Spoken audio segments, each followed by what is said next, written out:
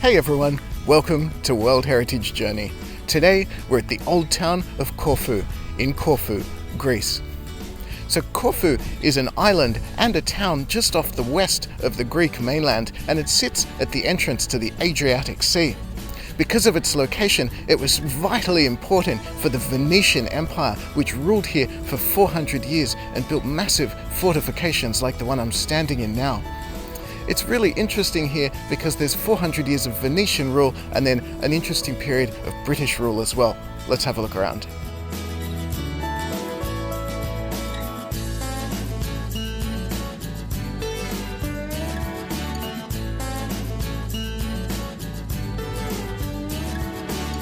So there's two main fortresses here in Corfu. Over on the western side of town is the new fortress, while over on the eastern side, where we are now, is the old fortress.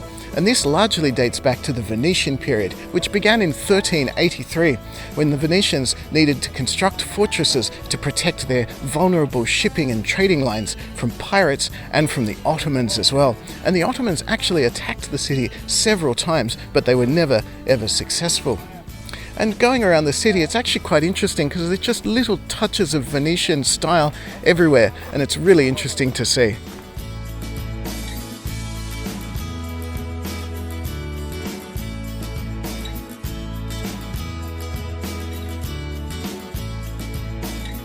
So behind me you can see St. George's Church, and it's sitting right here in the middle of the citadel, and as you can see it's very different to other churches that we've seen located in citadels on the World Heritage Journey. Now, it was actually built in the 19th century by the British when they occupied Corfu, and it was built in the neoclassical style, which of course is very heavily inspired by classic Greek buildings, which is why it looks Greek even though it actually isn't. Now, it was originally built as an Anglican church, naturally, but after the British left it was converted back into an Orthodox church, and it's still used for services, but only once or twice a year.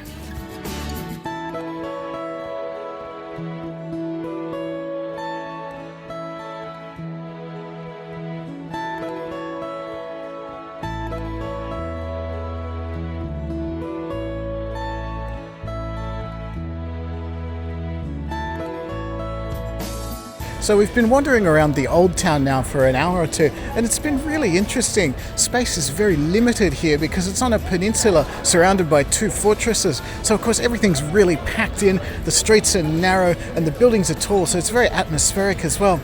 And what I find really interesting is that even though the Venetians left here over 200 years ago, it just still really feels Italian, like an Italian port city like Genoa or somewhere like that. It's really, really unusual. And I just love all the arcades as well, like something from Bologna. It's really cool.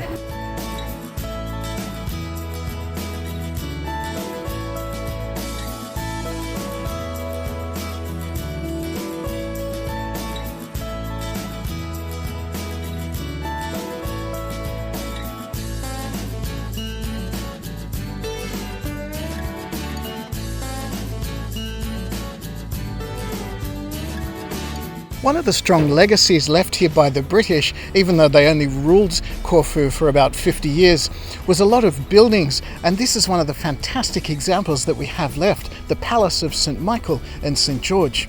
Now, it was built in around 1819, and it was designed to be the headquarters for the British High Commissioner to the Ionian Islands, and it served that function until 1864 when the British departed, and then it became a royal palace for the Greek royal family.